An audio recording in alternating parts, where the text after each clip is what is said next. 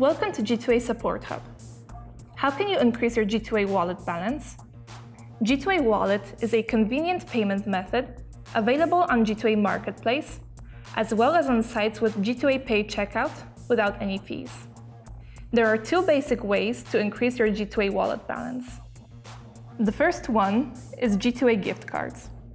If you bought or already have one, log into your G2A ID account and click on the wallet icon in the top right corner of G2A's.com's main page.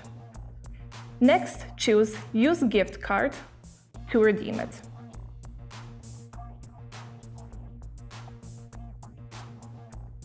Done! The available balance will be instantly updated and your new funds ready to use. The second option is a direct top-up of your G2A Pay account. Log in to your G2A ID account and click the Add Funds button. Now, type in the amount, click on Top Up, and pay using the G2A Pay checkout.